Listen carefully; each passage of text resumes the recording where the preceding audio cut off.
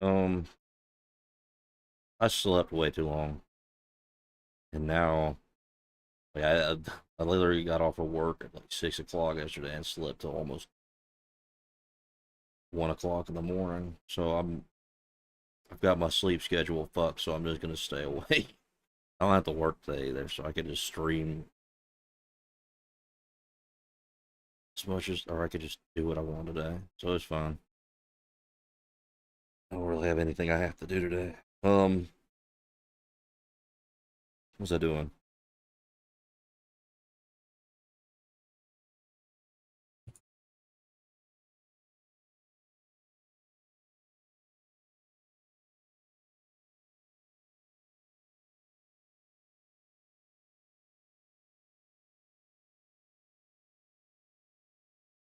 Give me 1 second. Let's set up.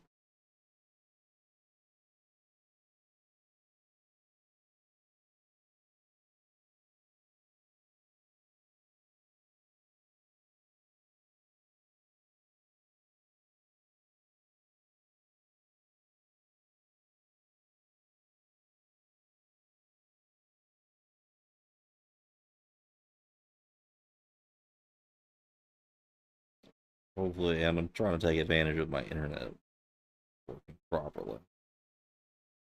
Also, don't have any to compete with today. So, um, so yeah, I wanted to showing up. Looks like it is good. Um, just kind of wanted to go through some philosophy, learn about some of the stuff that's going on in Minnesota right now because I haven't really delved too deep into that.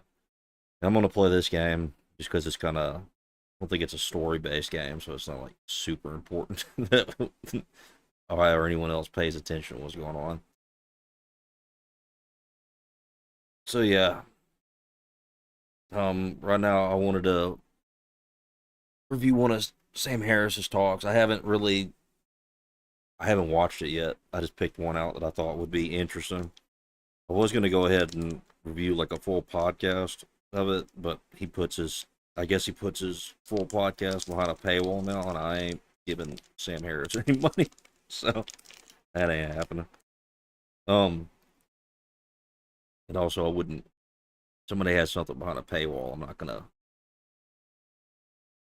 react or review or react to it at all. So give me like 2 more minutes, and I'll get started.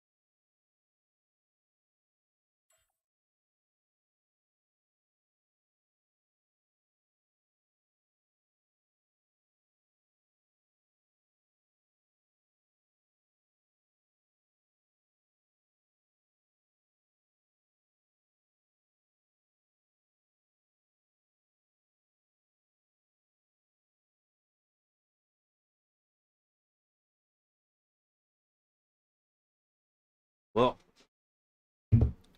turns out I'm almost out of. Turns out I'm almost out of stuff to drink, so I don't. It's whatever. I'll probably have to leave at some point soon-ish to go get some stuff. That'll probably take like 20, 30 minutes. But we'll go. Um. Anyways, I wanted to listen to Sam Harris and stuff because I really think that a lot of people give like these atheistic philosophy people like, way too much credit.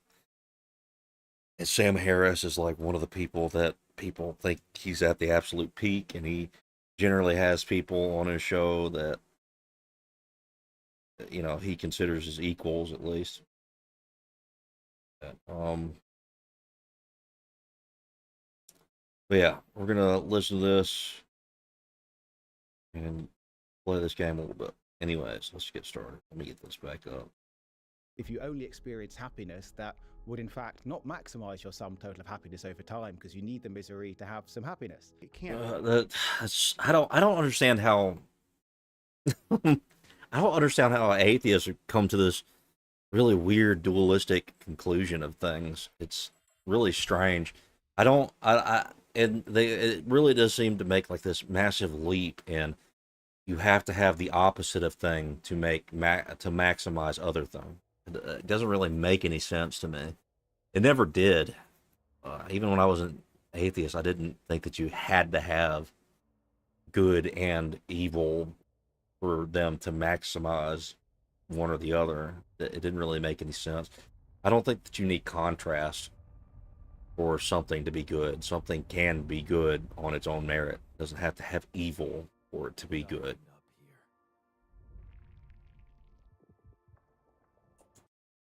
Purely be about avoiding pain or avoiding stress or maximizing short-term pleasure, right? If you look at how kind of happiness seems to work for people, it's highly comparative. If you're alive today and earning a median salary in the US, you're in the top 0.1% of rich people who have ever lived. And yet, what are people talking about? They're saying, it's the cost of living crisis, things are so expensive. I am here with Michael Plant. Michael, thanks for joining me. Thanks for having me on. So we were introduced by Peter Singer, and I think was he your dissertation advisor? He was. All right, so maybe you can give your background before we jump into the topics of mutual interest. Well, so I'm a philosopher and global happiness researcher, and I kind of got Global started. happiness researcher. Tell me you're gay without saying you're gay. Like, what the fuck? Total happiness. What the fuck is happiness? Why does I don't understand. I guess he'll maybe explain what he means by happiness, but I don't quite get the whole idea of happiness being this big important thing. I guess within the atheist kind of ideology, it's happiness is the only thing that's necessary. You necessarily must be happy to live a fulfilled life. Happiness and um, fulfillment seem to go together within that kind of worldview. On this interest age, about 16, I first came across philosophy. My first lesson on philosophy, I came across the idea of utilitarianism, that we should maximize happiness. And I thought, oh, wow, Oh, no. I don't know if that's the whole story of ethics, but that's a massive story. Well, I don't know what he's talking about. Utilitarianism being the maximization of happiness. Utilitarianism would be the maximization of I mean, even if you use happiness, it's still a type of self kind of defeating thing, especially when you put it in the framework of what atheism is, which is just subjectivity and individual liberty and things like that. It doesn't. I don't even think it would be individual liberty.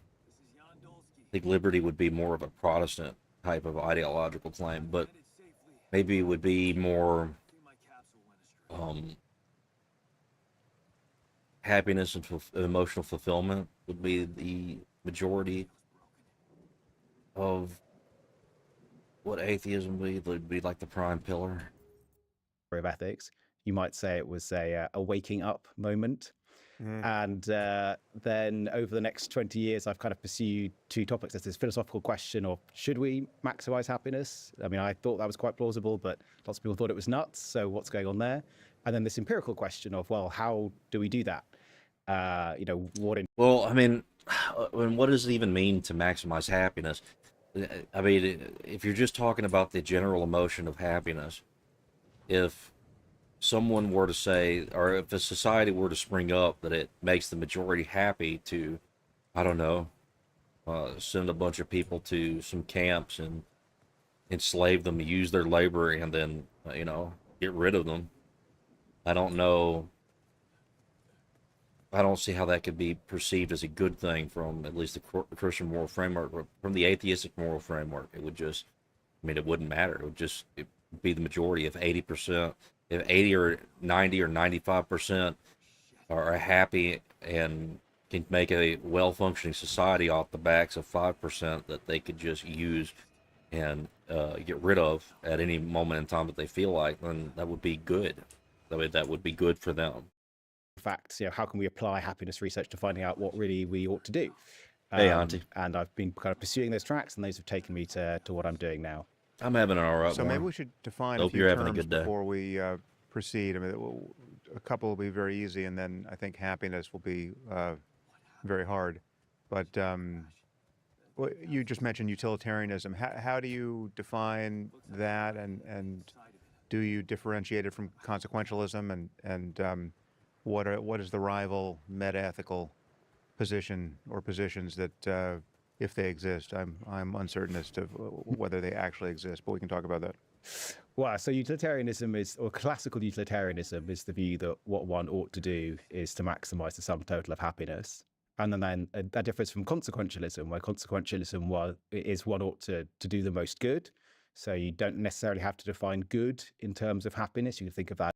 Right, because atheists can't define what is good because it's dependent on the person. It's a subjective concept that can't really be used as a method of creating a society or even pursuing things or pursuing of truth or anything. Even maximizing happiness, I guess I have to wait for him to define what happiness is, but just using the general idea of what is happiness,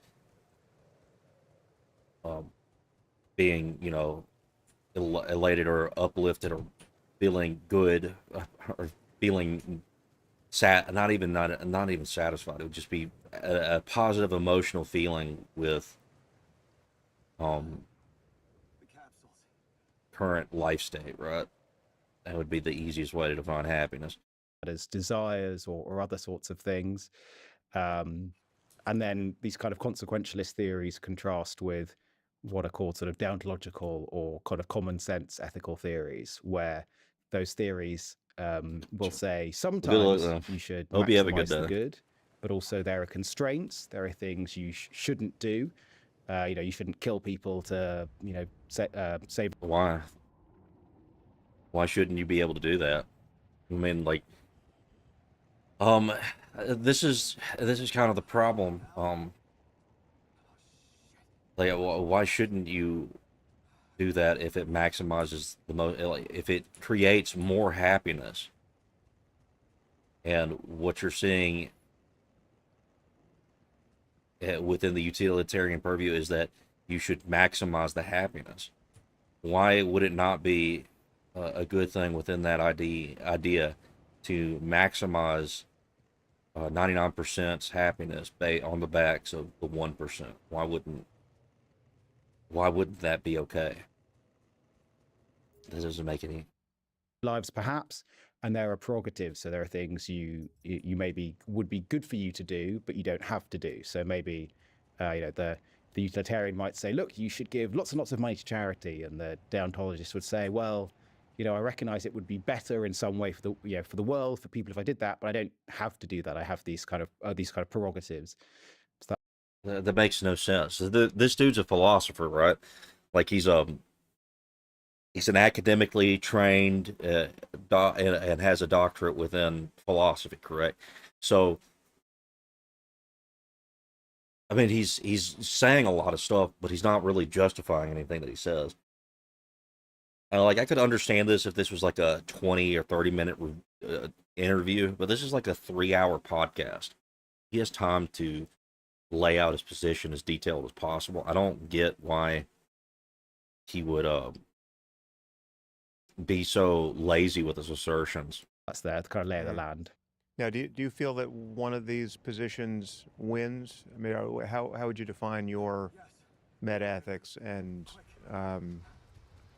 in the? I think I've said this before in the podcast, but perhaps you're unaware. But I do think any sane deontology collapses to some form of consequentialism covertly. I mean, if you say, well, we're not. It's not all about maximizing the good. there's some very important principles that we must hold. Why must we? I mean, why must we hold to any sort of principle? What is the foundation? What is the principle, and why is it justified in being there? Is it just because it makes you feel good? To, like, Kant's categorical imperative, or some other deontological principle. And this is something I find really funny too. Is like, they're going to copy Kant, and Kant is a Christian, so they're copying Christian ethical framework, just removing God out of it, which breaks all of it pretty much. What is, to my eye, what is smuggled in there covertly is the claim that that principle is on balance good, right? I mean, like if someone knew that the categorical imperative was guaranteed to produce the worst outcomes across the board, I don't think most deontologists would bite the bullet there and say, yeah, that's what we. Well, what is good? What is the worst? I mean, there are a lot of people right now who think that to maximize good would be to reduce the population to where nature could retake sections of the planet, and that would maximize the health of the planet, which would be a good in that worldview at least. And like, what I don't quite understand is how you could disregard that. Are you asserting that it's maximally good to cater to humanity? Why is it good for humanity to be prioritized over other things? Why is it good for humanity to continue at the cost of the earth and all other life that's on it? Why is that a good? Is it because we're smarter? Seems like if that was this is where like the whole of atheism kind of like falls apart. There's so many things that you could just assert and say that is better, but why is it better? There's no explanation. There's no grounding to it. We want the worst outcomes across the board. They're holding to it because it is on its face intuitively a great way to implement something like rule utilitarianism or rule consequentialism. What's your thoughts on that? Yeah, so you can think that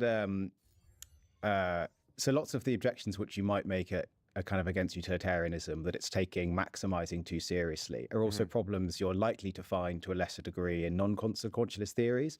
So an example is, sort of a classic differentiating point would be you shouldn't kill one person to save lives. Right. So Why? you might say, well, you shouldn't kill one person.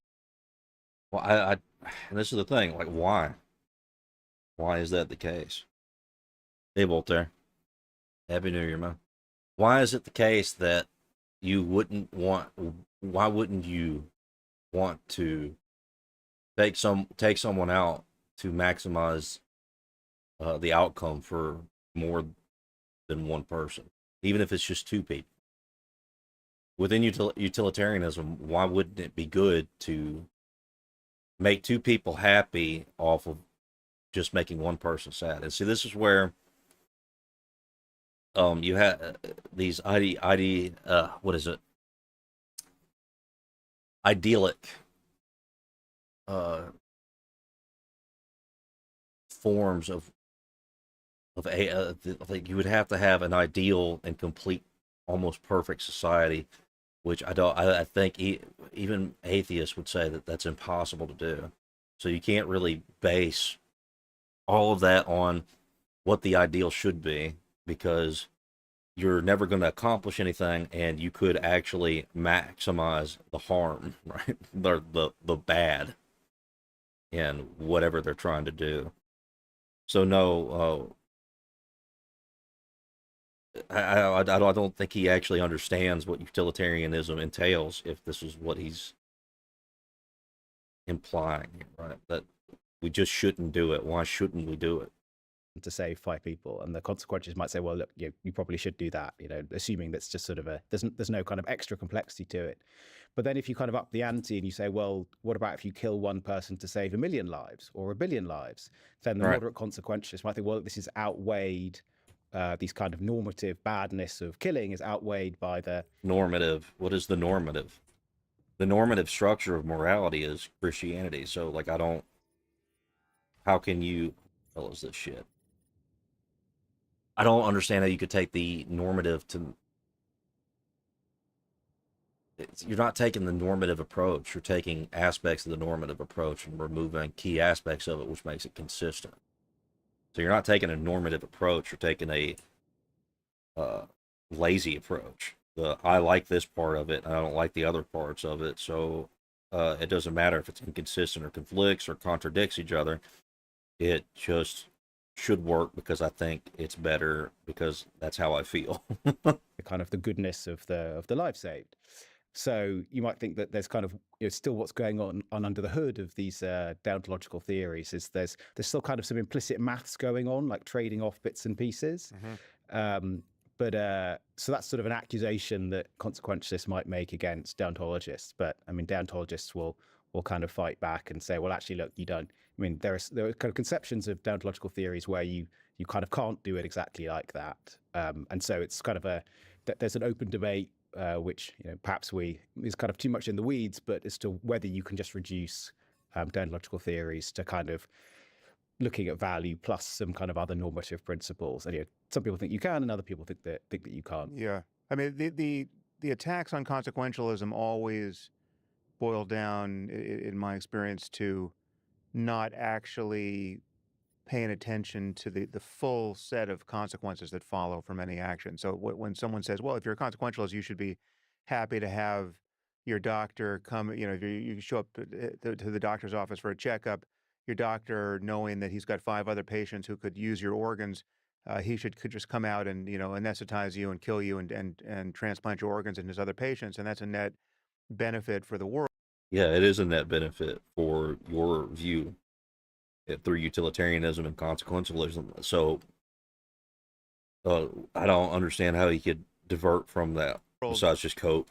5 people get organs and 1 person dies, but and that's often put forward, or examples like that are often put forward as kind of a knockdown argument against consequentialism. But what people are not adding on the balance there is all of the consequences that follow from such a callous and horrific practice, right? I mean, if everyone knew that at any moment they might be swept off the street and butchered for the benefit of others, I mean, what kind of society would we be living in? And We live in an oligarchy where the poor would be the cattle and the upper class would be the people benefiting from the enslavement of the lower people, right?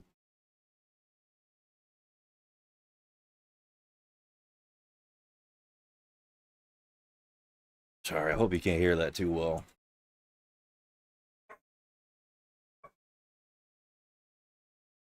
I'll be right back.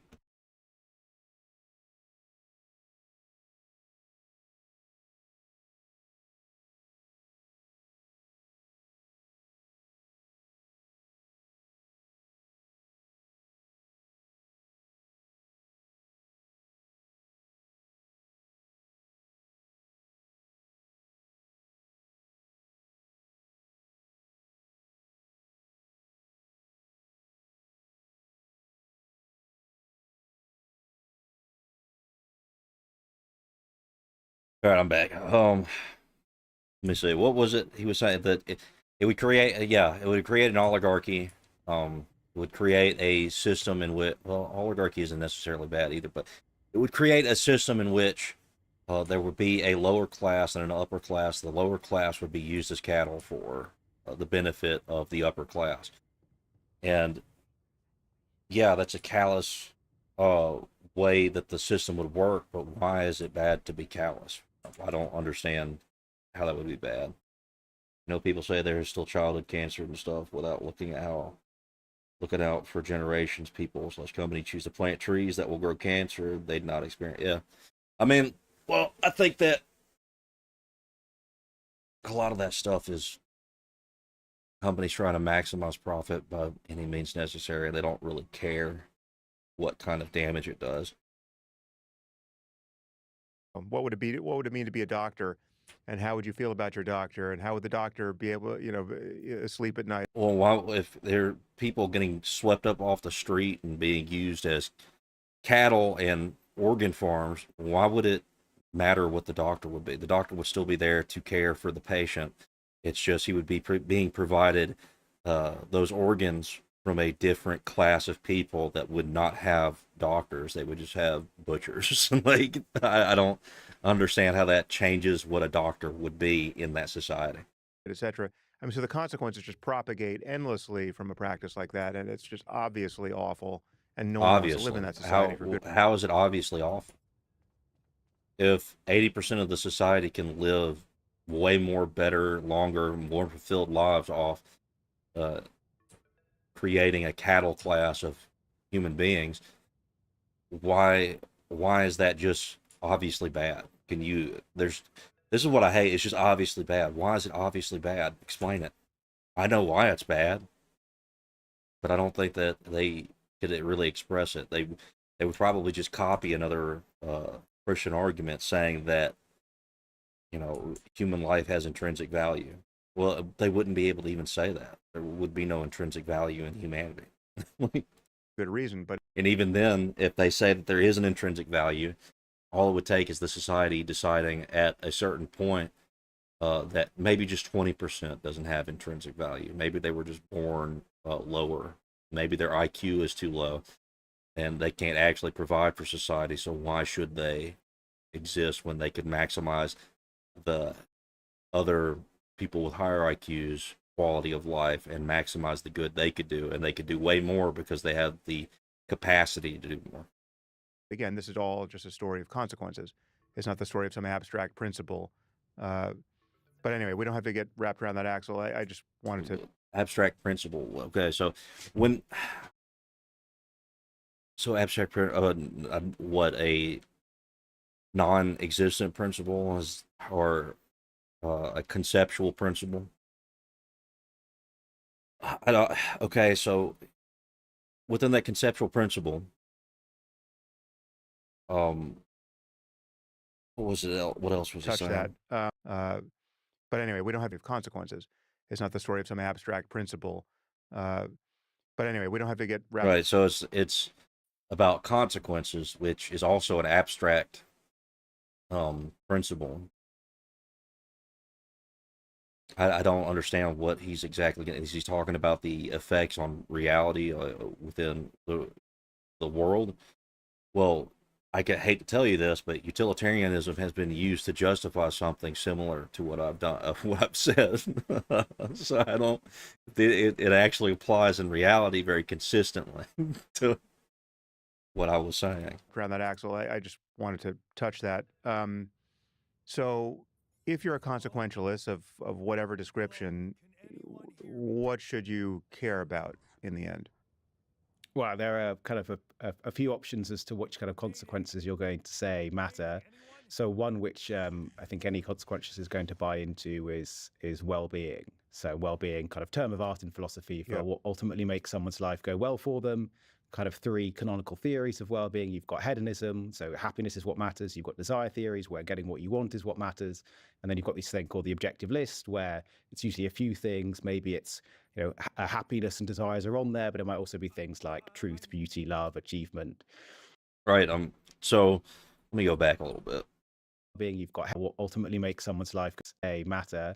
So one which I think any consequentialist is going to buy into is well-being. So well-being, kind of term of art and philosophy for what is well-being, and within utilitarianism and even consequentialism, well-being, as long as you're maximizing the possible well-being, that it's a good, right? So once again, there's still no argument against why, if the 20% can provide by sacrificing the 20% and maximizing the 80%'s life and able to add to the betterment of society by providing something that prolongs the life of those people, why is that not a good thing? Why is it necessary in this idea that it's maximizing happiness for the whole? Well, this is a problem with I think this is a sort of socialistic point of view where you think that if everybody is the same and is provided for the same, everyone will feel the same and have the same outcome, when it's absolutely impossible for that to happen, because even within the atheistic worldview, it would be purely subjective. Ultimately make someone's life go well for them. Kind of three canonical theories of What does it mean to go well? To have a Does go well just mean you have the basic necessities? You have maybe an apartment where you can put a bed and sleep, and a small refrigerator which could provide you enough nourishment for whatever amount of time between you getting your food rations. Like that would be, I mean, that would be what a lot of people would argue for.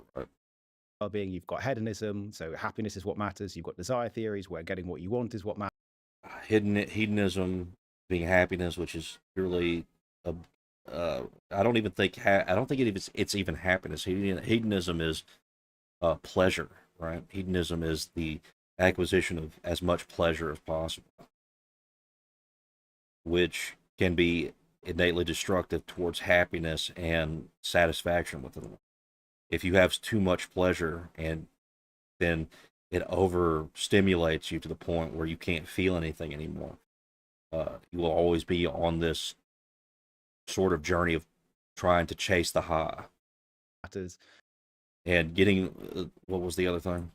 You've got hedonism, so happiness is what matters. You've got desire theories, where getting Xylotheory, what you want is what matters. getting what you want. I don't know what xylotheory is, so I'll just take his word for what he's using it as.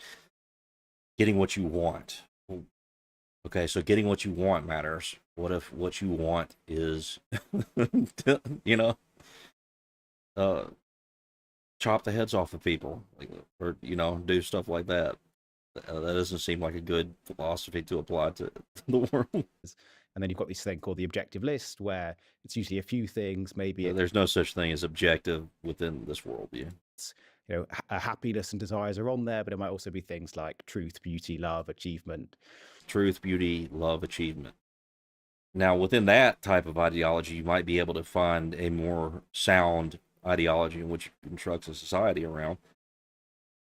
But the seeking of truth would mean that you would have to accept that there is truth, and truth is an absolute. It's a universal. Truth is not something that could be subjective. It's something that has to be a rock solid thing. It's not something that you would have to. It wouldn't be something that would be able to change based on perception, right?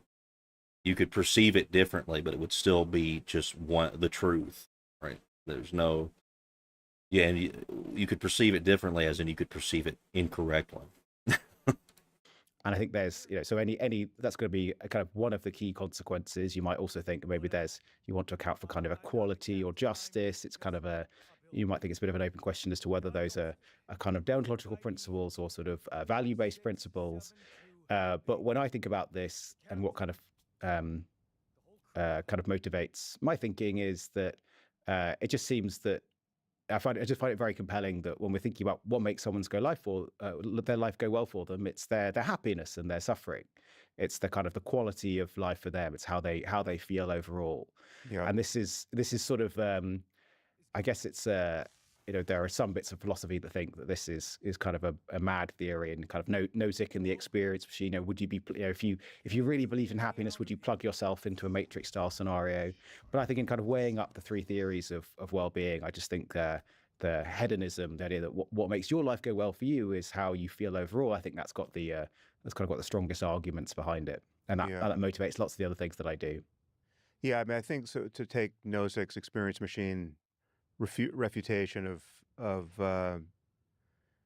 consequentialism here, utilitarianism. I don't know what's going on. Again, is what. For some reason, this isn't showing up. I'm just not even going to bother putting it there.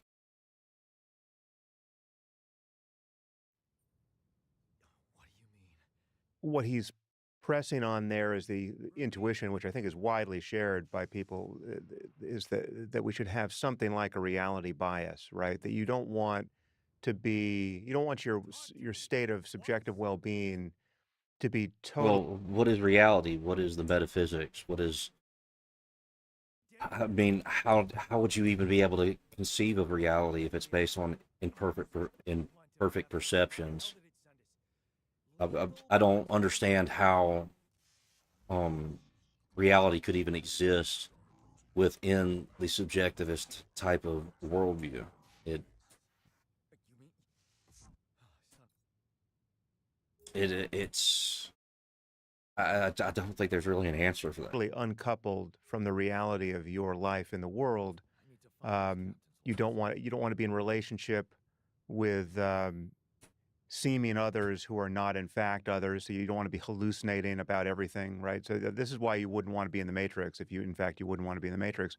Now I would grant that there's certain conditions. So if you in fact didn't want to be in the Matrix, it would be about what, maximizing interactions with real people. How do you know that people are real? How do you even conceive of a physical being in front of you as being anything but maybe just a biological mechanism in front of you that may not be able to conceive of things in the same types of way that you can?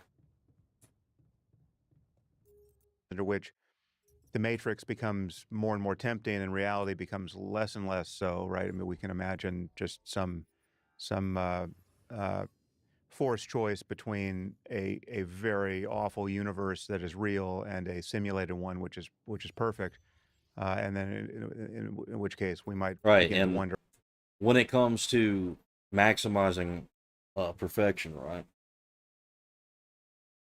Like the idea, by maximizing perfection, you would need to create a simulated world. You'd have to. You couldn't create it in reality. It'd be impossible.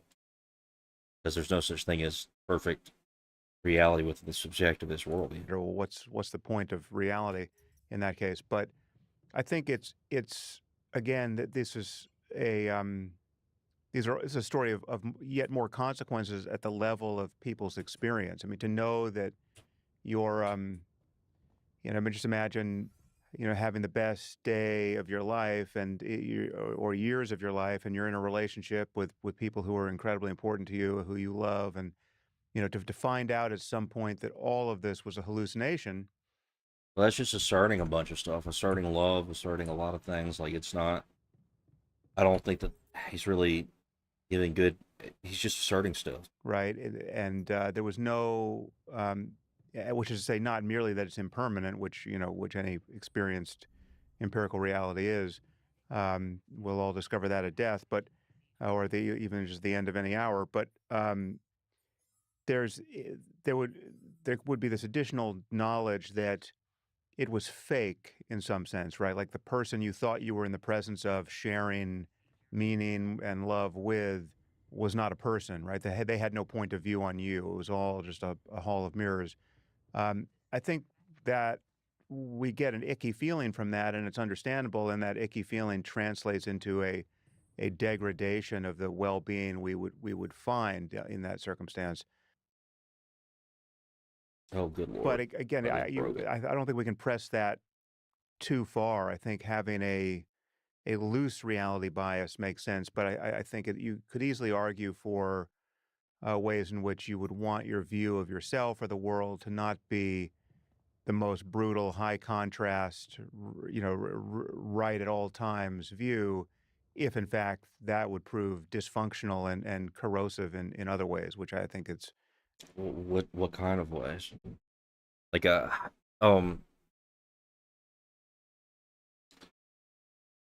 even if it's corruptive or corrosive within the person's subjective view, it could only be corrosive to you. If it was actually beneficial in providing happiness or pleasure, or all these, or even providing a perspective of beauty or fulfillment, or like, if all these things were met, and this was what the person wanted to do, if they wanted to be plugged into the Matrix, his ideology would allow them to. So in a society which everyone wants to be plugged into the matrix, he would have to accept that that is just a true and good thing in reality, or at least a true thing. It's pretty easy to see that it might. Yeah, so I mean, in addition to that, I think a reason not to get into the experience machine is I think we have moral responsibilities. If you're just stuck in the Moral, experience machine, Yeah. you no, can't make a difference to anyone else. I also hold a on. couple more thoughts. I also think Moral, and this is the thing, like he's just asserting moral. What's moral? Can you provide what morality is within this subjectivist worldview? I don't think he could.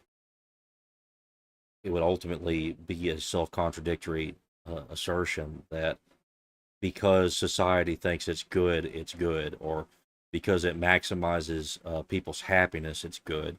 Because it maximizes people's pleasure, it would be good. If it maximizes people's happiness, pleasure, and satisfaction with the society in which they lived in and maximizes the provisions that are given to them, then it would be good. So within this um, type of ideology, you can't just insert an axiom that it should be for all people. You would be able to actually rationally be able to apply that to the world, right? It's almost impossible to do that and to create a perfect system in which everybody could be provided for in their own subjectivist type of way that gives them all of these things in, in to make their life as maximally fulfilling as possible. it's sort of I'm using that the experience machine is taken as a sort of a slam dunk objection to hedonism. When if we look at how technology is changing, we are increasingly living in something like the experience machine. I mean, there are some days Yeah. where like I don't leave my house, like I interact with people the whole day, through the magic of of the internet and so on. Am I in fact in the experience machine? Right. But anyway, leaving those bits to the side, another I Oh, think a good point that's Lord. really substantially overlooked is when there's discussion about what well-being is, it's often okay. So the argument is happiness the only thing that matters? And then there's this sort of cognitive mistake from thinking, well, if happiness isn't the only thing that matters, then it doesn't actually matter very much. The And so I refuel. often find I have to remind people, even if they are not hedonists, and few Oh, people are, and refuel that's shit. that's fine. That look, even if you don't think it's the only thing that matter, you do still think that it matters. If you didn't think that it mattered, you would think that people's suffering and misery didn't matter in and of itself, and that's a very peculiar thought. So it's at least got to be one of the things that matter, or it's going to be very important to whatever it is else that matters intrinsically. So if you're engaging in morality and you're not taking happiness seriously and taking suffering seriously, then you're missing a major part of what really matters. Mm. So what do you do with the fact That that happiness and well-being that are these? was the most chaotic, like clusterfuck of random assertions that I've ever heard in my life. I had to re-listen to that a little Elastic. bit just to You're missing in morality and to whatever it is else that matters intrinsically. So if you're engaging in morality and you're not taking happiness seriously and taking suffering seriously, then Okay, so happiness and suffering. I don't. Within my worldview, happiness and suffering are just two non-permanent things that happen within the course of a lifetime that are not really important. Happiness could be a cool thing to happen sometimes, but it's not something that is required for me to continue to fulfill my duty by my moral obligation. Morality would be the prime, right? Morality would be the only goal. Living as close as a perfectly moral life as I possibly can. It wouldn't be that I would be seeking happiness by doing it, or even trying to run away from suffering. I even think that there is good that can come from suffering as long as it helps me uh, fulfill my duty, right? So it doesn't make any. I don't understand what he's saying when that. Well, it's not the most important, but it still kind of is. I'm not. It's not important at all to me. you're missing a major part of what really matters. Mm. So what do you do with the fact that happiness and well-being are these elastic concepts that are uh, really impossible to define in any kind of closed way because there are frontiers of happiness and well-being that we are gradually exploring, and you're presumably their experiences that we would all recognize that are, better than any we've yet had, And this shit's and they're so sort of out there fucking. on the horizon, and we can't really close our accounts with reality at this point and say, hey, well-being, ultimate human well-being is this, because 1,000 years from now it may consist of something that we can't even form a concept around presently. And what do you do with the fact that, and this is explicit in many of the objections to the concept of happiness, because it somehow seems thin and not doesn't somehow capture everything that's worth wanting. What do you do with the fact that there are certain forms of suffering and stress that seem integral to deeper the deeper reaches of well-being, I'm confused with what's so that happening. it's I'm not, thinking too hard. it can't But purely be about avoiding pain or avoiding that. It's certain. This is explicit in many and it's really impossible to define in any kind of closed way, because I wanted to hear happiness and this well-being are these elastic concepts that are uh, really impossible to define in any. exactly. They in their subjective way, like they're not really gonna be able to be a consistent definition that could provide these things for people, right? You're not gonna be able to define happiness that applies to all people, or you're not going to be able to prescribe something that provides happiness for all people. You're not going to be able to maximize an entire society based on happiness, because you can create a society in which, once again, you could have 51% or 60% being happy and 40% being unhappy that the 60% is happy, because people are innately selfish. And to some level, there's just going to be people that, if they see people that are happy, they're going to be unhappy. Like, Kind of closed way, because there are frontiers of happiness and well-being that we are gradually exploring, and presumably there are experiences that we would all recognize that are better than any we've yet had, and they're sort of out there on the horizon, and we can't really close our accounts with reality at this point and say, hey, well-being, ultimate human well-being is this, because 1,000 years from now it may consist of how the something fucking thing's that we broke. can't even form a concept around presently. And what do you do with the fact that, and this is explicit in many of the objections to the concept of happiness, because it somehow seems thin and not doesn't somehow capture everything that's worth wanting.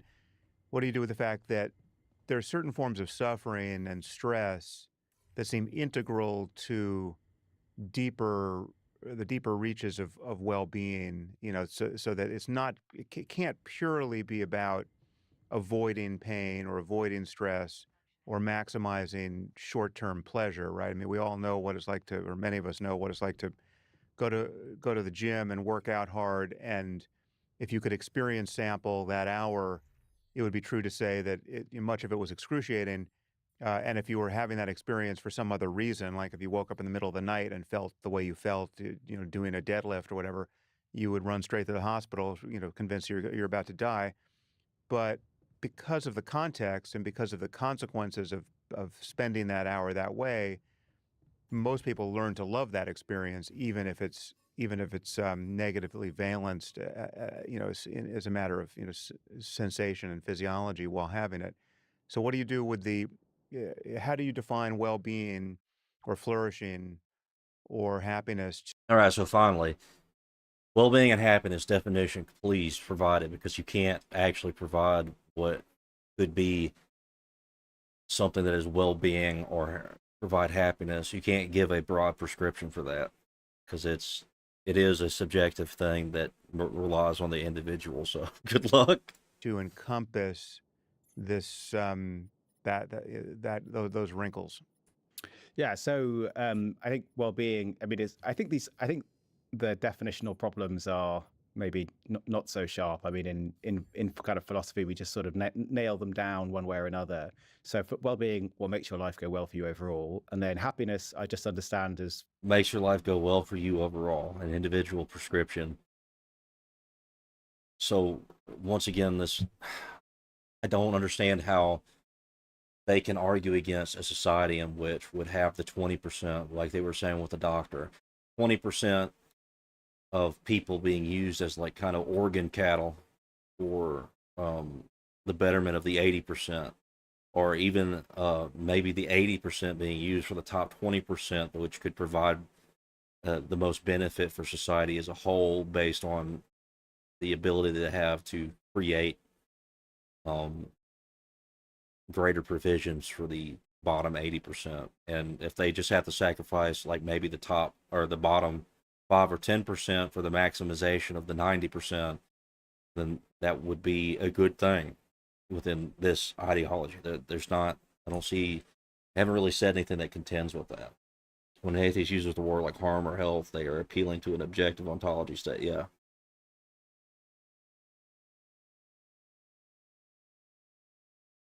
Every value claim destroys it. Yeah, it does.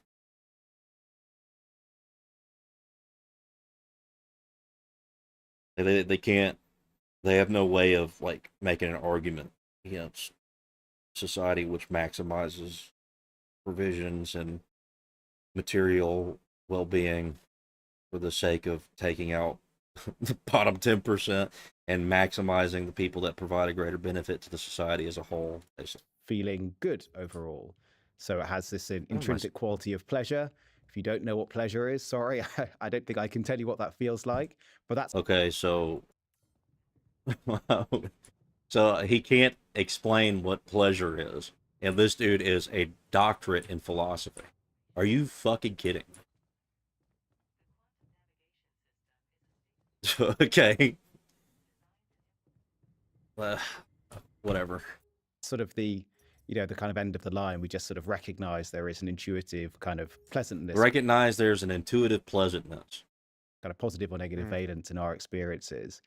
So A then positive or negative valence with an experience. So obviously the negative would not be pleasure, right? So you could say that it's just a positive, it's a positive stimulation. There you go. there's this question about the causes of happiness, and what does happiness consist in? So what I think happiness consists in is positive valence experience. And then what are the causes of happiness? Well, that's an empirical question. You're absolutely right that our Empirical. we can possibly discover lots about what are the causes of happiness and how do they compare. How can you empirically discover things about making a subjective? How do you empirically discover something that's individually subjective? There are plenty of things that make people happy. There's people that could eat a chocolate ice cream and that makes them happy. So what would that mean? Would you mean you would have to have a society which provides that person chocolate ice cream 24/7? Well, then you wouldn't be, but what then? It wouldn't provide a good health consequence for them, because they wouldn't be able to sustain their life based on just eating chocolate ice cream. Well, you could just make something that tastes like chocolate ice cream so they could maximize their health benefits while also continuously being able to enjoy chocolate ice cream. But then they provide no utility for the nation state as a whole. Well, does that really matter as long as they're being provided for by others? Maybe, maybe not. I don't know if they really have an ability to argue with that, To each other or really give a good one way or the other type of answer. Time, and what in fact are the best ways to promote happiness, which hopefully we will come to in due course. On the bit about suffering, So this is something that I don't like. Once again, I'm about to try to just rush through the last little bit. It's only got like 5 minutes left, but there's the idea that, oh, well, we just don't know enough right now. Okay, that's not an argument, dude. That's not philosophy. That's you just hoping that something gets figured out eventually. That's not giving your worldview anything. It's you're literally building an entire ideology off of, well, we'll figure it out. We'll get it done. It's all right. We'll figure it out.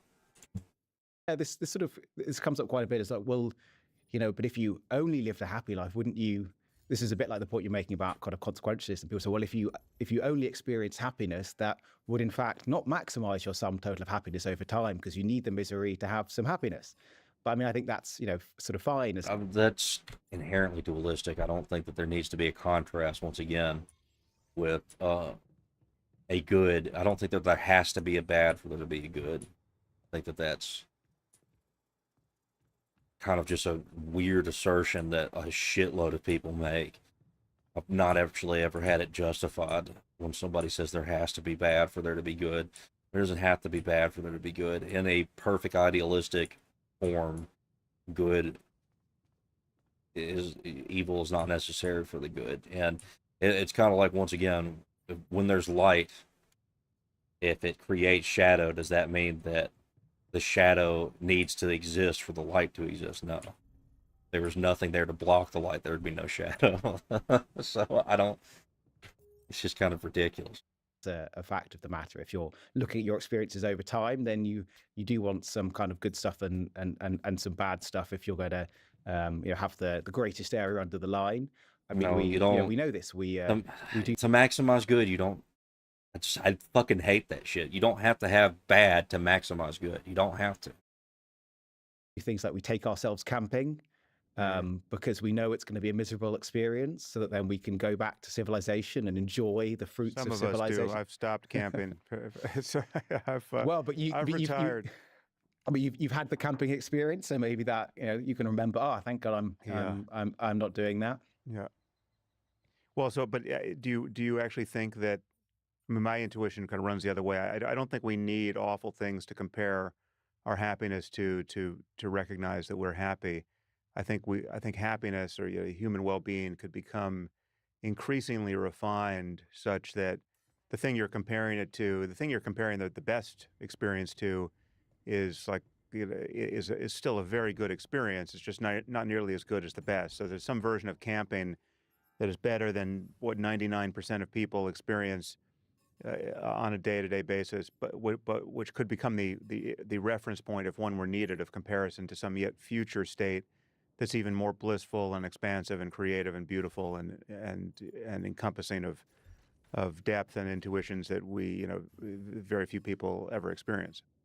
Yeah, so I don't think I agree with you. It's not sort of logically necessary, but if you All right, I'm done with this. We're moving on to the next thing. I'm already bored of this. It's really difficult to listen to atheists talk for very long. So I'm going to learn about what's going on in Minnesota. I'm going to watch a few or listen to a few actual Justice Warrior videos. I actually trust him a little bit more than other places. I don't trust him on like political shit. Like, he's actually politically inept, but anything else, I like when it comes to this kind of stuff, I'll listen. How deep is this fraud here inside of Minnesota?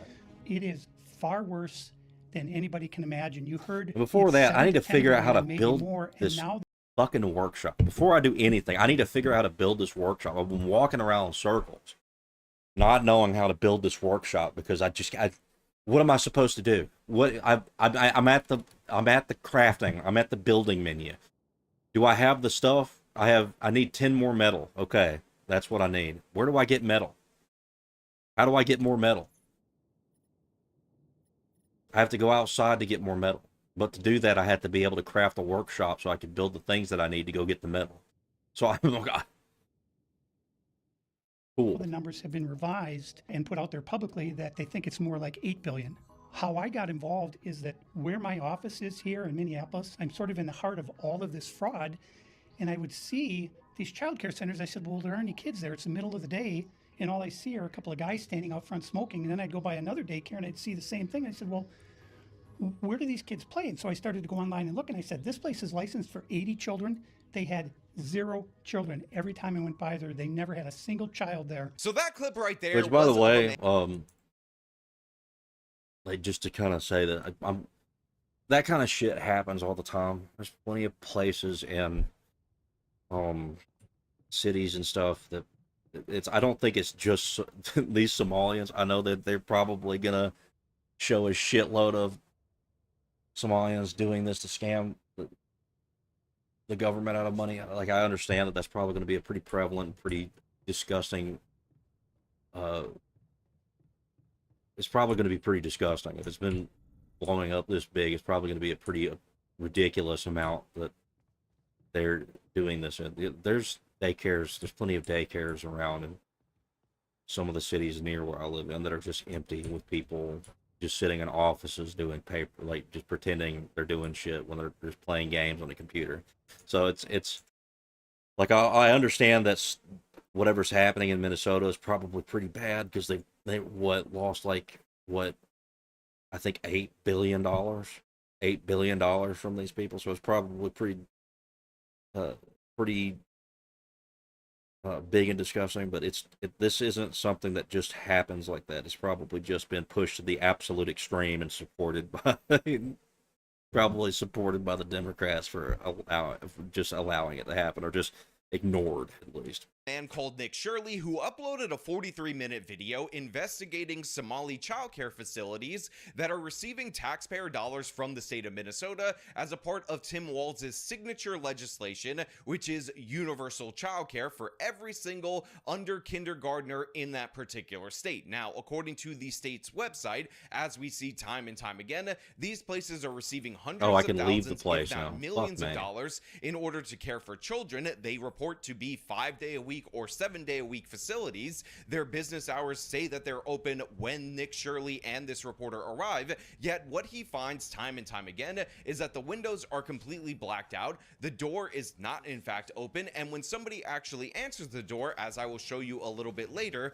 they seem dumbfounded by the idea that anybody wants to enroll their child in this daycare, despite the fact that the signage and of course the Minnesota government website says that they are in fact a child care facility. And this is what we're going to talk about today, playing because something if called the the claims in this Altars, video are in fact true, this means like that there a is single-player yet another crafting massive game fraud where you defrauding the clone taxpayers yourself a of the bunch. state of Minnesota, this time in the childcare industry. And once again, the people that appear to be behind it are Minneapolis and St. Paul's Somali community. But before we get into that, I want to thank everybody who donates to me like I'm a Somali and they're the Minnesota state government over on actualjusticewarrior.com/join. Give me the money. Give me the money, okay? This place right here. Yes. We're outside of it. Well, this is actually 2 daycares are registered here. One of them is Mako, which you see on the sign. The other one is Mini Child Care Center. And between the two of these child care centers, they're pulling in about $3 million a year. And there are no children. Every facility that you go to, the windows will be blocked out so you can't see in. There's nobody here. I mean, this is the thing, right? Like, this is something that happens a lot. I don't think that this is. I think it's probably it's been ridiculously prevalent in Minnesota. I would say that it'd have to be for it to kind of get to this point where people are this upset about it. But this is something that happens a lot of places, and it's pretty fucked up. You should be letting Americans scam the federal government. Why are we letting these dudes do it? Yeah, have you seen the CNN trying to debunk Shirley? Oh no, I haven't really paid attention to any of the Minnesota stuff till like right now. That's what I'm doing, is trying to catch up on it. You won't see a single child at any of these facilities. There are indeed no windows. All the windows are blacked out right here. All right, let's go in. Oh shit. And the child care center is locked. Should we ring the doorbell? Try to get in, ring the doorbell. Nobody showed up. They're open 7 days a week, 7 a.m. to 10 p.m. it says here on their sign, yet there's absolutely nobody here. And this building here, right here, has generated millions of dollars, and it seems like business isn't even open right now, and it's a weekday. So it's very important for you guys out there in the audience to understand that while everything in this particular video looks incredibly suspicious, based on my viewing of this entire mini documentary, what I have discovered is that maybe one, if not two, have faced any form of discipline at the time that this video was published. So we had a license revocation for one particular daycare center, and we also had a raid from the feds at another particular location, and in both of those cases, it appears what the Somalis have done in response to that is just get a new license from the state of Minnesota, start all over again under a different name. But that being said, because of the fact that there have not been charges against most of these locations, you need to understand that this is all alleged at this moment in time, and you definitely 100% should not target the businesses associated with this video, because again, although we kind Okay, so I think he's kind of being soy here, right?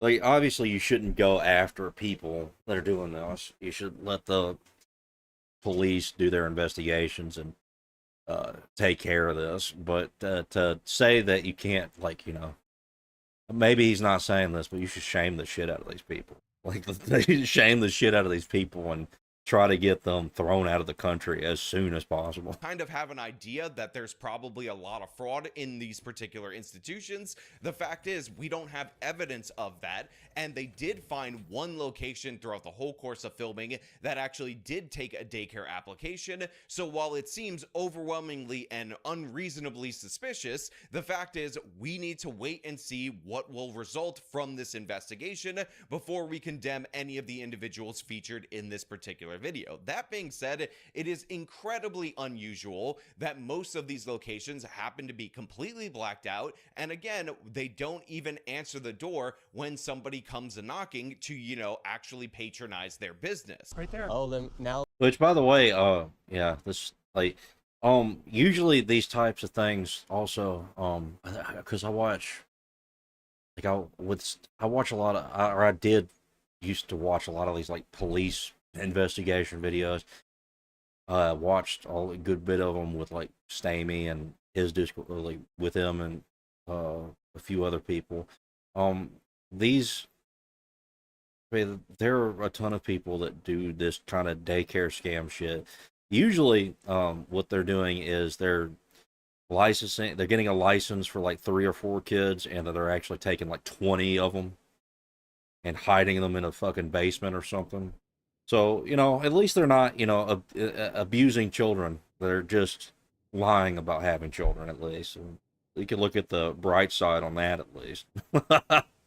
They're just, I don't know, man. This all so fucked. These people shouldn't even be able to do this. Why are they able to get a fucking license? oh, it looks like we already got the Somalis coming Yeah, through. they're coming. The word's out. Hello, is this your daycare? No, can you tell us why there are no children? Have you ever seen children at this child care center? I'm not sure. I don't. Doesn't know if she's ever seen a child here.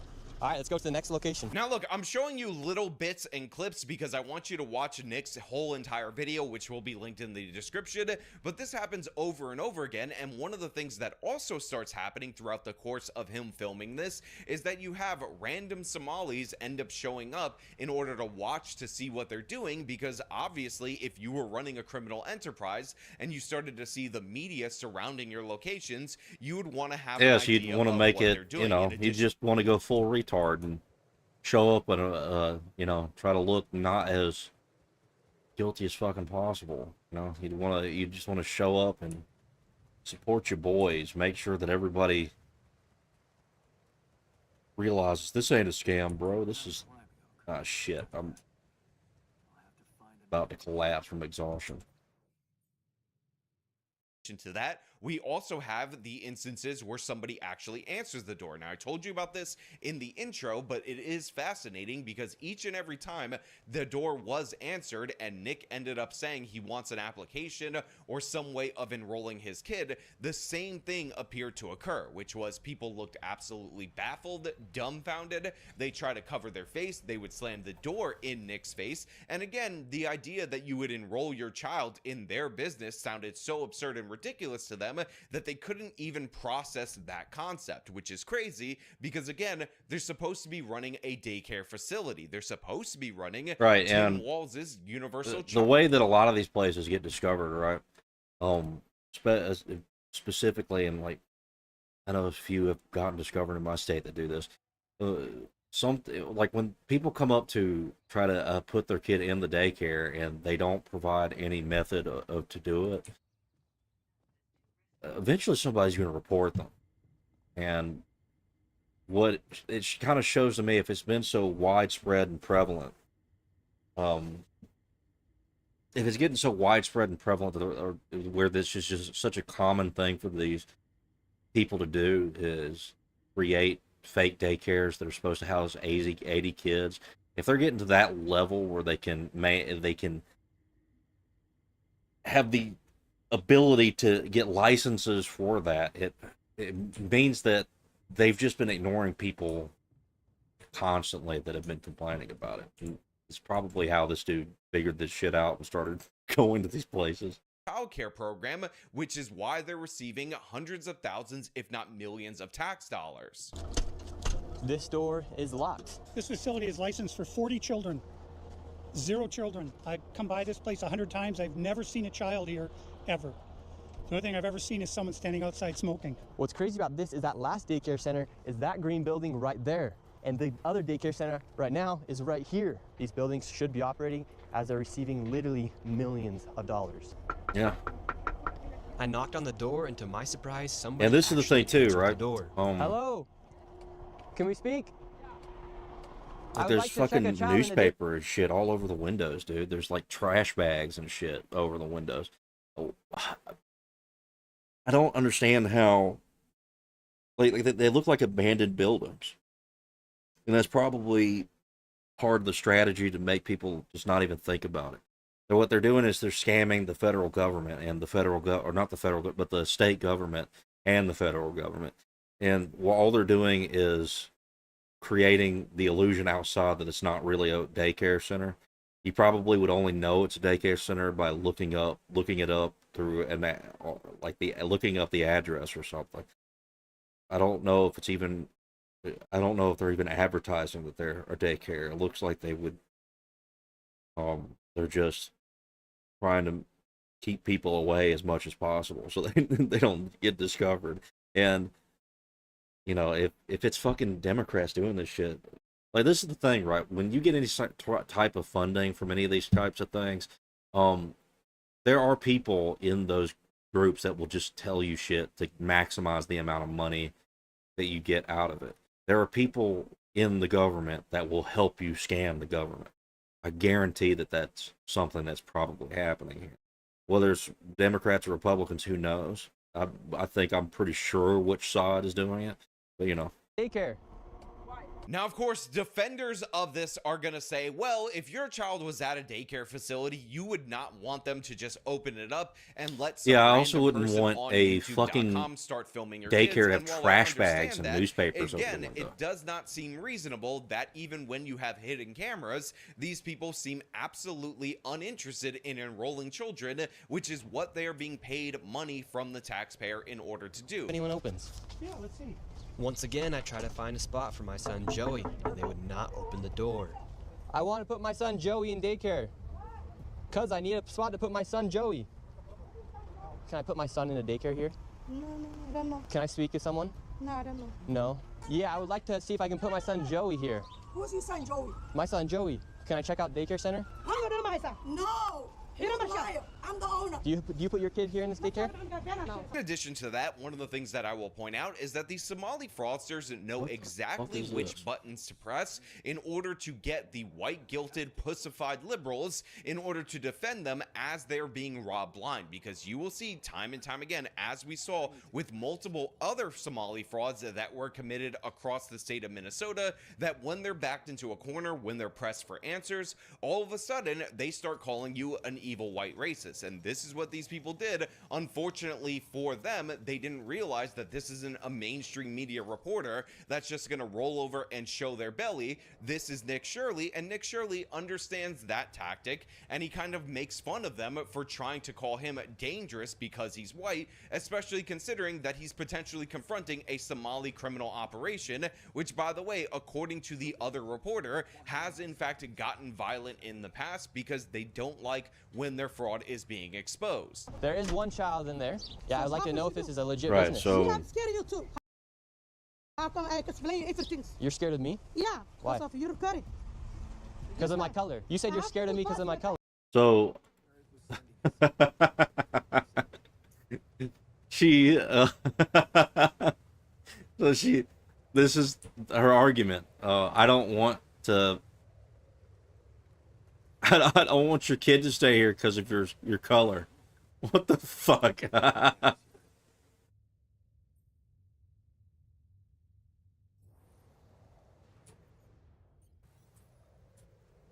Jesus Christ, dude.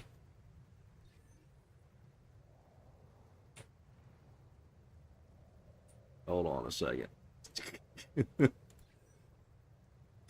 I mean, okay, I'm not gonna say. I was gonna say kind of based, but you know,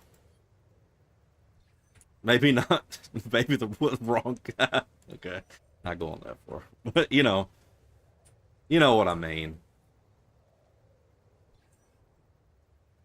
The hell is all this shit?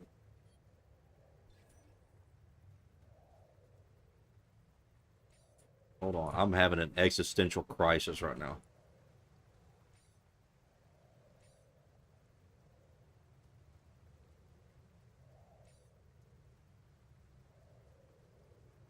What is going on? Can I scan now?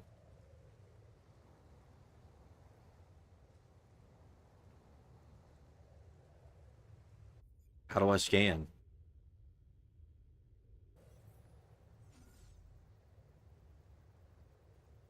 Okay, I just have to do this tutorial spot. My bad.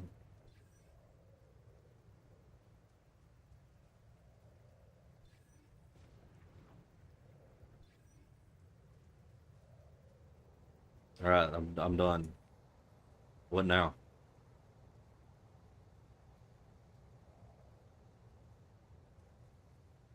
I don't know. Whatever. We'll do it. Color. Does that make you a racist? Yeah, no. But no, you said you're scared of me because of my color. I'm not saying you're racist. You said you're scared of me because of my color. That makes you a racist. Yeah, So right true. now, they're all But, getting you know. mad because he's showing the paperwork of this business being registered as a business. 74 children, no children. We saw one child when the lady opened up the door. So But now they're all getting mad. How do I What was this scan? money spent on? 1.26 million. What was that money spent on? ask the owner. There aren't any kids. Ask the owner and the kids. Well, then why are you talking That's for not the my owner group. if you're That's telling me not to my talk to group. the owner? I'm sorry. I'm not understand what you're talking about. Do you have a child here? No. Does anybody? No. Where are the 74 kids? Did you lose them? But this idea that it's just evil white racism to notice what's going on within the Somali community in the state of Minnesota is absolutely ridiculous and absurd because, again, we are going based off of their behavior. We are judging them based on the content of their character. And all the times that Ilhan Omar can go on the news and say, oh, it's only a few individuals, it's only isolated cases, aren't going to brush up against the numbers because, as There's we a pretty talked about, intense in a red right separate there. Somali fraud in the state of Minnesota, we ended up in a situation where they were defrauding an autism program and they managed to get 1 out of every 16 Somali kids diagnosed with autism. And the way that these fraudsters were able to do that is through kickbacks to their parents. So obviously this involves a massive part of the Somali community, a bunch of people yet to be indicted. And again, if this were another group that were behind it, if this were another group raising suspicion, we would not hesitate the way that the state of Minnesota is hesitating with these particular Somalis. You would not see Jacob Fry eating at a German restaurant if Germans were found to be the biggest fraudsters in terms of Medicaid in the state of Minnesota. So it's very important that you do not back down against allegations of evil white racism. And again, I will point out that there's a lot of fraud in what is called adult daycare. By the way, in the state of Minnesota, it is likely also Somali fraud. Let us keep it 100. This happens to be a childcare story. And in my particular area, or an area that I used to live in, a lot of those adult daycare centers were being run by Koreans or Chinese people. And if I was investigating the fraud of the Korean and Chinese daycare centers, although I will point out, you actually do see old people going in and out of those centers periodically because they are legitimate businesses, that would not be racism against Chinese people or Koreans. That would just be understanding and noticing a pattern and noticing the fact that sometimes organized crime happens to involve groups or subgroups within particular ethnic groups, which is exactly what's happening within the Somali community. But in addition to that, again, as I pointed out with the whole autism scandal, it appears to be a higher percentage in that subgroup than is normal or what we've seen in other Alright, so- populations. And once again, like, you know, the times that jokes on me, I don't give a shit about people's skin color. I don't care. What I care about these people are not supposed to be here. I actually give more of a shit that they're Muslim. I give more of a shit that they are Islamic. That's what I give more of a shit about than their skin color. And I also don't like the fact that they are, you know, robbing us of money. Like I don't like that they're taking advantage of the system because some people in a different state feel bad for them. It's really fucking annoying and gay as fuck. Like who cares, dude? Like they just being homeless here would be an improvement of their life in comparison to what they had in their country before. Why are we breaking our necks and backs to allow them to be able to scam us? for as much money as they possibly can. It's not even to like provide for their families back at home, but like to just fucking rob us blind and like start building villages and shit off the backs of a fake daycare.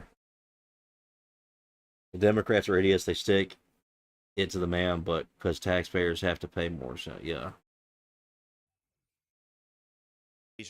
When you have this criminal like epicenter, if you understand what I'm saying. Did you lose these kids? Do I need to call someone? Do I need to issue an Amber Alert for missing children? Are these children missing? It's not my business that children are missing. 74 infants and toddlers, preschool. The proof's right there. There's no children anywhere. It's from the state of Minnesota right here.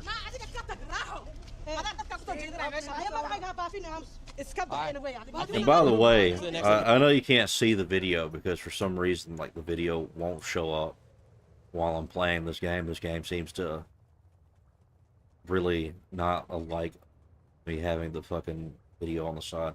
But these are some very healthy looking women. When I mean healthy, I mean obese as fuck.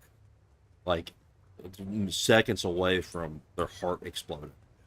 So, they're living pretty well here, just saying. Have a good Yeah, night. they getting this mad over some shit. Yeah, well, you're gonna get discovered. What the fuck do you think this is? You're allowed to do this shit? By the Somalis. This is another daycare center. Absolutely no signage, and there's no footprints in the snow. So yeah, Tim Walz, Keith Ellison, and Congresswoman Ilhan Omar can cry evil white racism all they want, but the fact is, what we know from investigating it thus far is that Ilhan Omar wrote into law one of the programs that was defrauded by the Feeding Our Future Foundation. It was defrauded within her district by her friends at a location that she promoted multiple times, had her celebration party there, and for some reason, we're supposed to take this congresswoman seriously as she blames other people for the lack of guardrails when she wrote the bill that was defrauded. Yeah, it's Ilhan Omar should be fucking criminally charged for a lot of shit she's done. She's done a lot of retarded shit too, and she's even like basically done everything. She's even said that she would support her original nation over our nation, which, you know, should be grounds for being removed from office, but whatever. Pure destruction just to break our country. Well, this is the thing, right? What this really is just a bunch of really retarded people. A bunch of really stupid people that think that they can fix a problem, which is the repopulate or the birthing crisis in America by just shipping in a shitload of people from another country. They're lazy. They don't actually want to fix the cultural issues that we have because they want everybody to be able to be degenerates and do whatever they want, not really have any duty or any moral obligation to the society they live in. They want them to just be infinite tax. They just want to be able to take a shitload of tax money from them and make everybody work more. They just want everybody to work more so they'll pay more taxes. So they want more people in which to get taxes from. And what happens, and then, you know, obviously people won't have time for families and stuff, and obviously a lot of them are selfish and being supported to be selfish by the state itself. So instead of actually fixing it to where they, you know, could actually have a society that functions, what they do is they ship in a shitload of people from another country to kind of make sure there's always more people to work in those factories and to continue to pay taxes. And they've just come up with a really stupid system that will not fix anything and just perpetuates it worse and worse, and actually will make the nation itself Islamic eventually.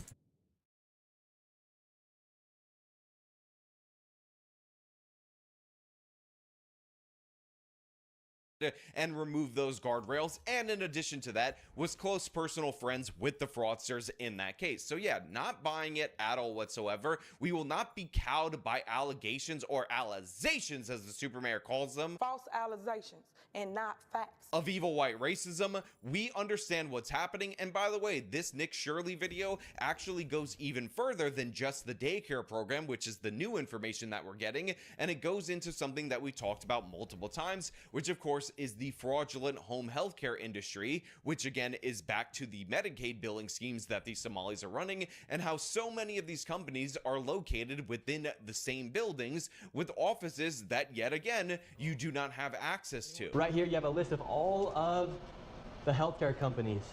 Loads of them right here. We want healthcare. No, it's okay. Yes, we'd like to speak about getting healthcare here. No. Why can't I get healthcare here? No, wait. Warning, you are under video surveillance. No trespassing, security, armed. This is the strangest place I've ever been to get healthcare. Just a bunch of different places. Healthcare here, healthcare right here. Another healthcare company right here. No, so they're not just doing daycares. They're doing healthcare fraud as well. That's nice. Imagine if this was a one-payer system. This would be great, wouldn't it? It's probably just the Obamacare stuff and the Medicaid and shit like that they're scamming out of. Imagine if the system was bigger. 3 healthcare. And how much companies more inside money of they could get. This building right here in this room of 7C. Now we have another Helping Hands, Home Care LLC, another healthcare company. Present Help right here. We're looking for the best rates of healthcare here inside this building because we have so many options. Who can we talk about getting the best healthcare? I don't know. No. Sorry. Again, this is absolute madness, and it's not a small problem in the state of Minnesota, despite the fact that you have Minnesota politicians doing everything and anything to cover it up. As is reported in this Nick Shirley video, the state of Minnesota actually had about a $16 billion surplus that has swung all the way to an $8 billion deficit in just 2 years, and that is largely, according to this reporter, due to the vast amounts of Somali fraud that are going on within that state that again have been allowed to go on. We played a clip from a video, a CBS News investigation, the last time we covered this story, where we had prosecutors not just from the Trump but from the Biden administration saying that the only way that this could have occurred is if the Walz administration deliberately looked the other way. They were derelict in their duty. To be honest, state officials have a duty again to report fraud. This is where I'm going to start criticizing democracy. Here we go, boys. Yeah, that's kind of an innate feature of what democracy is. Of course he's going to ignore those things. Why wouldn't he ignore those things? Those people are going to be a voter base for him eventually, is what he's hoping for, right? He's trying to support them as best he can so that he can continuously win offices for his party for the foreseeable future. That's why. Yeah, who cares if it's illegal or not? Like, he could just pretend that he's stupid and that he didn't know what was happening. That's what all these people do. They don't give a shit. they really don't give a shit. I don't know why we pretend as if that is a part of the structure of the system in which we live, that it's necessary for people to give a shit. It's actually the opposite. Within the system that we exist in currently in America, there is no reason for them to give a shit. They just have to come up with the best lie and the best way of getting continuously elected. That means breaking a few laws. Who cares if nobody charges them with anything? Even if the fraudsters accuse them of evil white racism, as the Somalis do time and time again. Open up! How do you have ice here, ma'am? I'm literally a YouTuber. Don't open up! Ma'am, what do you think about the fraud that's taking place here in Minnesota? Don't open up! We have ice! Oh, here What do you comes think about Karen. this place being licensed for 99 children Don't open up! and getting $4 million Don't over the open up! It's ice! $4 million in the last Don't 2 open years. up his eyes. What do you think about that? What the Are you in fuck? favor? Are you in favor of that? Go away! You know what? You're not welcome here. Are you- Shame Ah, on shit, I you. think Are I'm you out in of favor of- And metal. look, the reason Yeah. why I bring up the evil white racism, a counterattack, is because it's incredibly effective. During the course of filming this, while they were investigating the fraud, one of the things that we discovered was an anti-ICE activist was trying to defend the Somalis, telling them that the reporters were in fact ICE. And when confronted with the idea that this place was receiving taxpayer money for children that were not in fact present, she ended up basically buffering for a few minutes before going back to accusing people of evil white racism, trying to defend the Somali community because she has been white guilted into doing this. A lot of people call this Minnesota nice, but this is in fact what Gad Sad refers to as suicidal empathy, as these people are willing to destroy their own state so that they don't seem to be like those evil bad people who are noticing the fraud that these Somalis are committing. And again, if you want to help the Somali community, if you want them to better integrate, you have to get the criminals out of that community. You have to get the if you scamming want, element and away from this the is the general thing, right? population. Like, I don't think that it's a good idea to have a whole bunch of people from a different culture be placed inside of a state.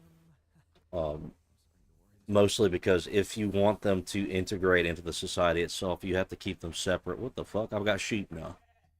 But if you want them to, if you want a melting pot, what you have to do is you can't allow these separate, segregated communities to exist. You can't have you can't just dump a shitload of people from one nation in a state and not expect them to try to preserve the original culture that they come from. And you don't want them to preserve the original culture in which they came from. Their original culture was shit. Why do you think they're immigrating? Why do you think they're trying to come to our country? It's because their nation is shit.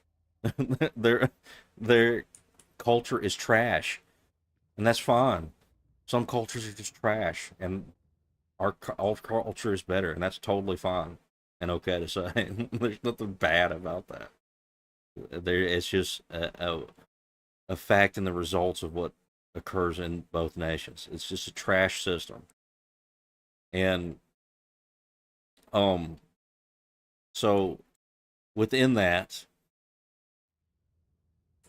you can't just dump a shitload of people from them when they're just going to try to preserve that original system and make our nation worse.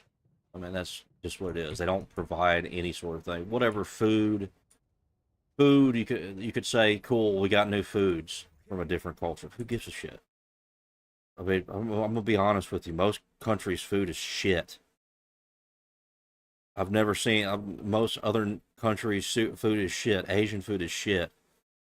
Mexican food is trash, dude. Give me a steak. Give me some bacon. Give me a cheeseburger, dude. That's all I need. Everything else is garbage.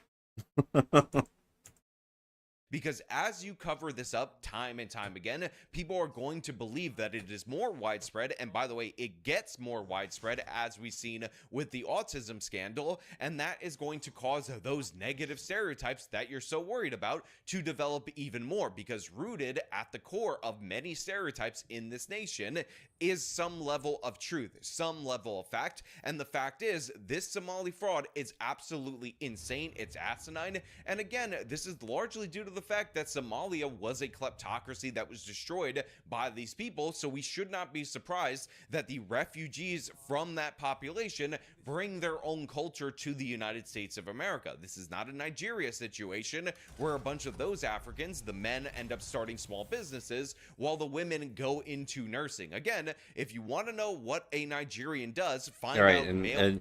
And to be honest, what it is too is shit. Hold on. Everything just fucking crashed randomly. My bad.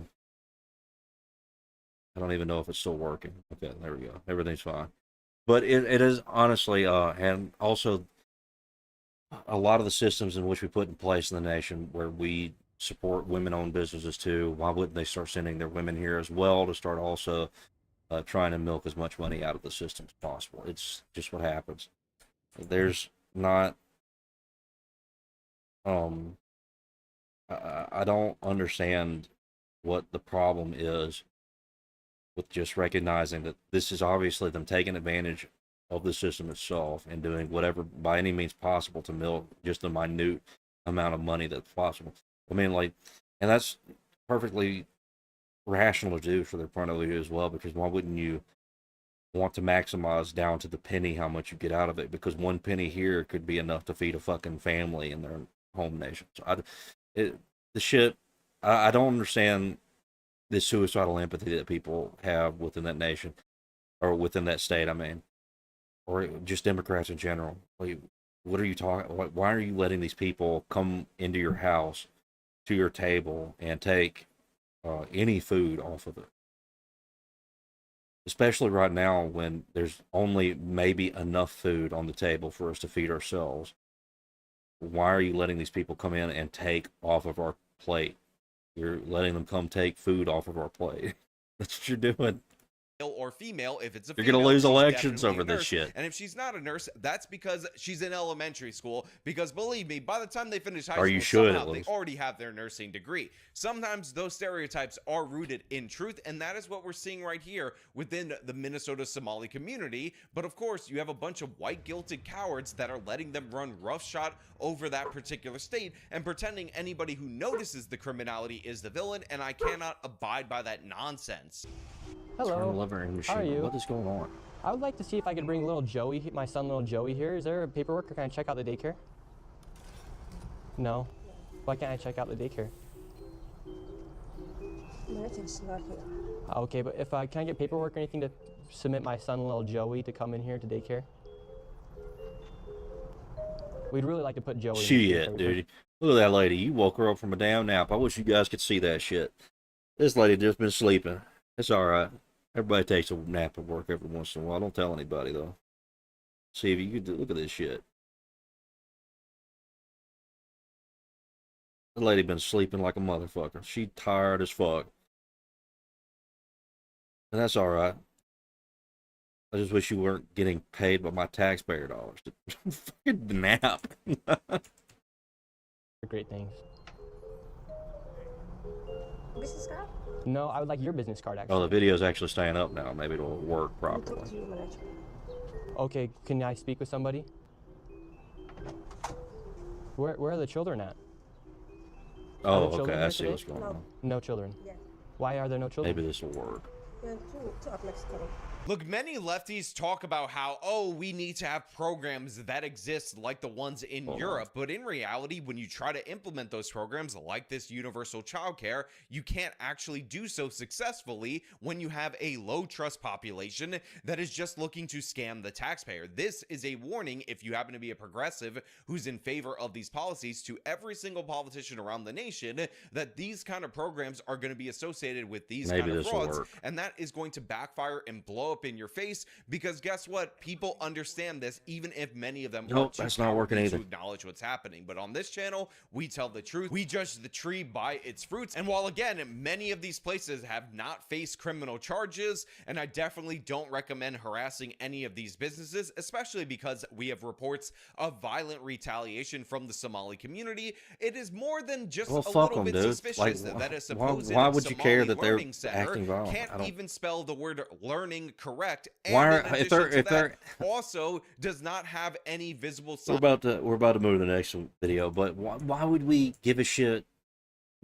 This is the thing, right? Like, once again, don't harass people. Don't do that shit. That's stupid. Let these people get investigated, and let there be a paper trail of these people's incompetence, so that we can get some people thrown out of office too. Maybe if the system worked how it's intended to work, they would be, but it's not. So. Because it doesn't work as intended, it works as it naturally does. But yeah, I don't it's fucked up.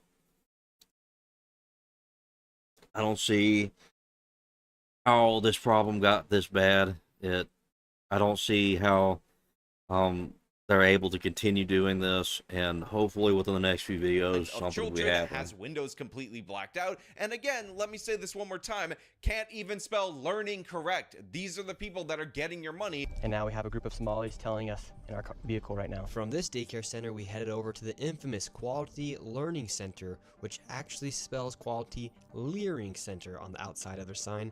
That's how blatant this fraud is here at this daycare. Don't open up! So this is Quality Leering Center. I meant to say Quality Learning Center. Don't open They up! said they spelt learning wrong. Don't. And if it's not fraudulent that they're receiving taxpayer dollars from the state of And Minnesota. look, and something I'm going to point out too is that this lady is coming up to this place. They were probably called by the people that she's helping scam the government, right?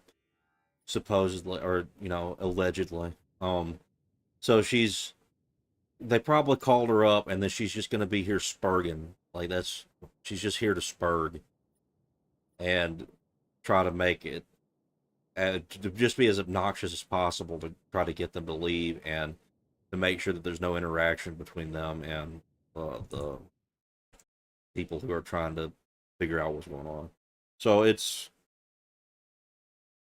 just reeks of just absolute corruption of people just letting these people get this money for the sake of whatever type of empathy that they think that they're accomplishing, empathetic goal that they think that they're accomplishing.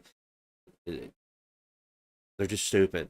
That's ultimately what's happening here. They're just stupid. They're just letting people rob them blind. This is what's happening here, is that these people are coming in and taking from the American table, right? They're taking food off the American table. And, what's happening is your sister, your mom, and your little dweeby, dorky brother have all three gotten up to let them in and show them where the food is at. That's what's happening. It is incredibly incompetent because look at who you're providing your taxpayer dollars to. Even if this were a legitimate business, that is clearly and obviously a mistake. But you know what? Those are just my thoughts. I want to know what you guys think down in the comments below. As per usual, if you like this video, show me. Well, you already know what I think, bitch. Follow me on my social Get out media. of here. Support me. Get out of here. Links in the description of Get this to the next video. This has been me talking about the absolute madness in the Somali community in Minnesota. Till next time. The YouTuber that was making the claims, you were here earlier today. I came here at 1 o'clock. Okay, which one is this? I want to make sure that I'm not going out of order. We got 2 more videos, and I'm probably going to go take a nap. Yes, this is out of order. This is the last one. Isn't it? Let's see.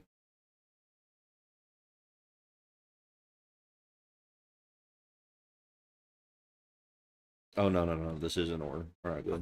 You were here. Where are you now? You claim we're closed. You claim we're on Friday. Where are you? Why are you not here right now? It's like you're trying to put out a certain message about a certain group. I'm not going to make that claim. I don't want to make that claim. No, it's not about a certain group. Well, yeah, it is about a certain group. A group of criminals robbing our fucking country. Yeah, it is about a certain group. A group of fucking criminals. There you go. You can record. No, he's not here. Hey, YouTuber. Hey, you jerk face that said that we were doing fraud, and when you showed up, the door was locked and nobody's ever seen any kids.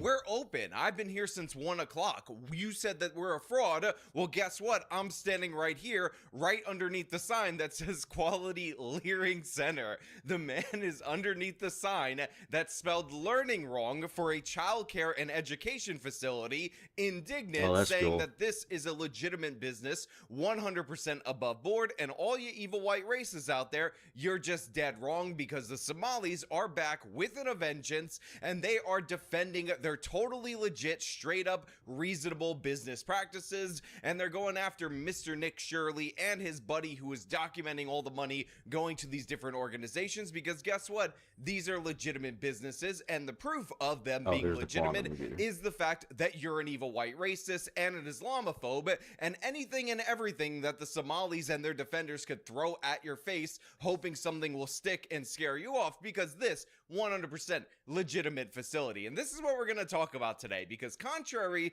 to this guy's indignation in front of this particular building, we have overwhelming evidence to the contrary that this is a legitimate upstanding business. And part The of fuck, the it people deleted who a have bunch of given us shit. that overwhelming evidence inadvertently are the people responsible for auditing these particular daycare centers. So this is what we're going to talk about today. But before we do, I want to thank everybody who supports this channel via actualjusticewarrior.com/join.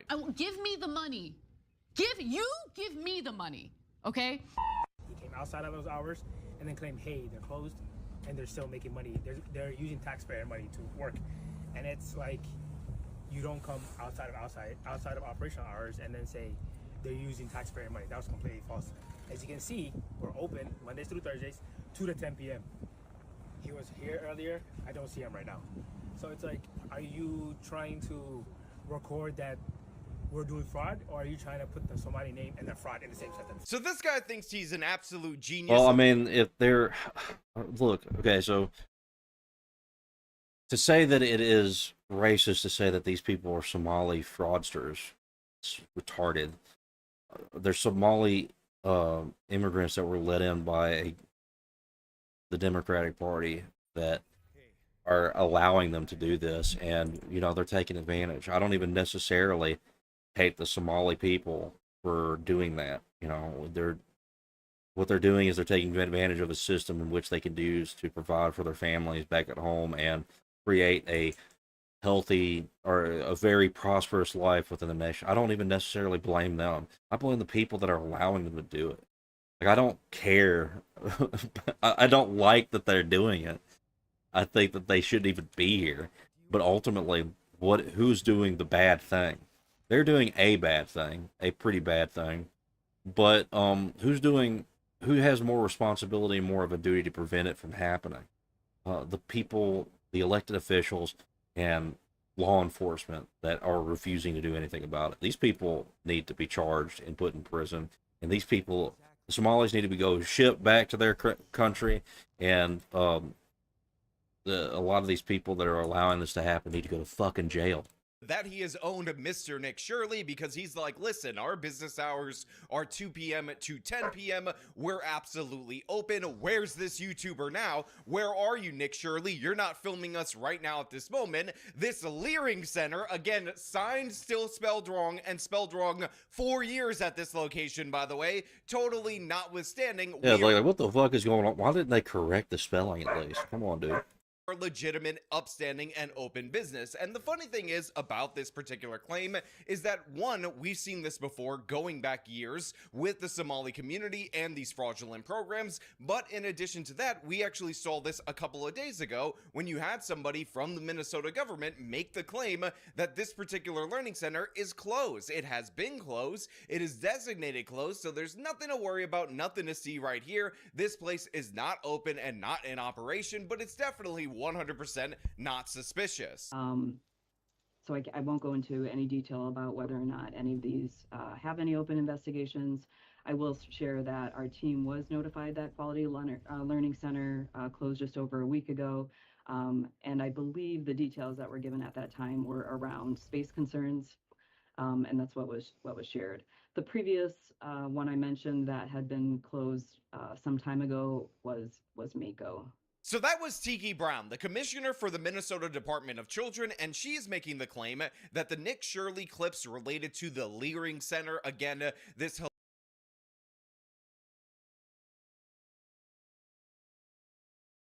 one I mentioned concerns and notify any of the suspicious. So I won't go into any detail about whether or not any of these have any open investigations. I will share that our team was notified that Quality Learning Center closed just over a week ago. And I believe the details that were given at that time were around space concerns. And that's what was shared. The previous one I mentioned that had been closed some time ago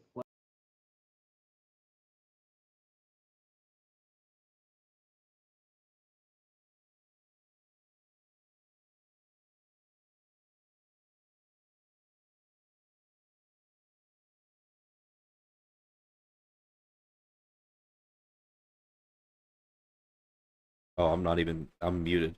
Yeah, so these are both happening on the same day, right? I don't know. This is retarded shit, man. I'm gonna have to go though. I might redo this later, but I gotta go. Thanks for whoever's been watching. I'm probably gonna go take a nap. I have to do something before I do that, but anyways, I'll see you guys.